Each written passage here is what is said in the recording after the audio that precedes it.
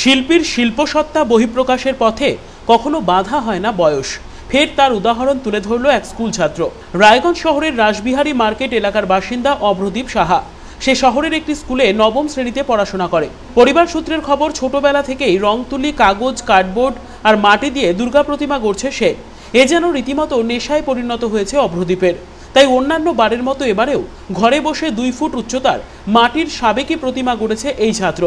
Corona আবহের মাঝে ঘরে বসে 1 মাস ধরে একটু একটু করে প্রস্ফুটিত হয়েছে তার শিল্পসত্তা।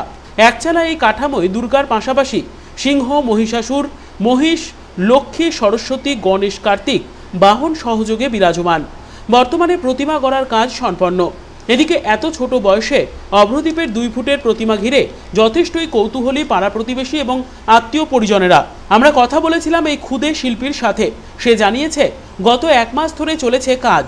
প্রতিমার পাশাপাশি তাদের অস্ত্র এবং গয়নাও নিজের হাতে তৈরি করেছে অভ্রদীপ। পাশাপাশি কোনো প্রশিক্ষণ ছাড়াই কেবলমাত্র কুমোরটুলি আর সোশ্যাল মিডিয়া ঘেটেই কাজ শিখেছে সে। প্রথম দিকে মাটি দিয়ে প্রতিমার আকৃতি ফুটিয়ে তুলতে কিছুটা বেগ পেতে হলেও চেষ্টা করতে করতে সফলতা এসেছে বলে জানিয়েছে অভ্রদীপ। এটা বানাতে প্রায় 1 মাস সময় লেগেছে। এটা প্রথমে কাঠের স্ট্রাকচার করা কাঠামো, তারপর মাটির সঙ্গে পাট মিশিয়ে সম্পূর্ণ মূর্তিটা তৈরি করা, তারপর অ্যাক্রিলিক কালার দিয়ে রং করা, এবং তারপর এই যে অস্ত্র, তারপর গয়না, সেগুলো আমার হাতে বানানো সম্পূর্ণ, কাগজ কেটে কেটে, থার্মোকল কেটে কেটে। তো সেরকমভাবে আমি শিখিনি, ওই বললাম যে কুমোরটুলিতে গিয়েই আমার শেখা। তাছাড়াও আমি ইউটিউবে কয়েকটা ভিডিও দেখেছি যে এরকম অনেকে বানাচ্ছে, তবে ওখান থেকে আমি কিছুটা নিয়েছি, তবে আমার নিজস্বতাই বেশি দিয়েছি। তবে ওখান থেকে আমি কিছুটা শিখেছি যে এরকম করেও বানানো যায়, মানে স্ট্রাকচারটা এরকম করলে এরকম হবে, এরকম শিখেছি ইউটিউব থেকে। তাছাড়া ওই আমার পাড়ার ক্লাবে কিংবা কুমোরটুলিতে গিয়ে ওখান থেকে উৎসাহিত হওয়া। না, আমি কোনো ডাইস না, সম্পূর্ণটাই হাতে, গয়না থেকে শুরু করে কাঠামো সম্পূর্ণটাই হাতে।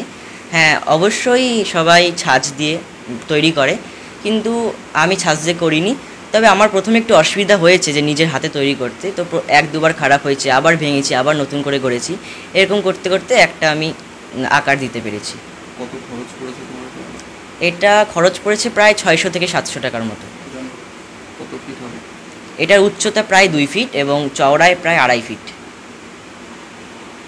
অভ্রদীপের এই শিল্পসত্তাকে এগিয়ে নিয়ে যেতে তাকে উৎসাহ যোগাচ্ছেন তার বাবা, মা এবং দিদি সহ গোটা পরিবার।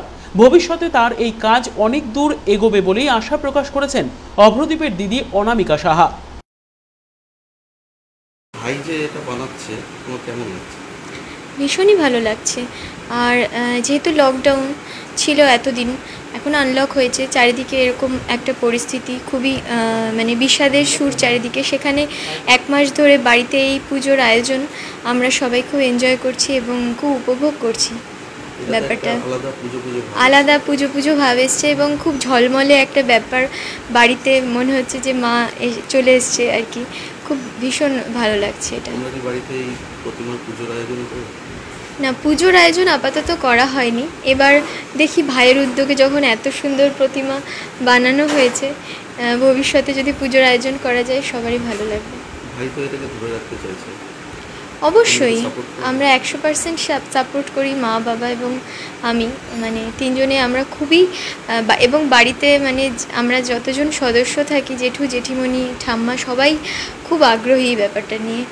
এবং আমাদের বাড়িতে একটা কালচারাল পরিবেশ এমনিতেও রয়েছে, সেজন্য ও অবশ্যই এটা নিয়ে এগিয়ে যাক, এটাই চাই আমরা। রূপক ঘোষের রিপোর্ট, কুলিক নিউজ, রায়গঞ্জ।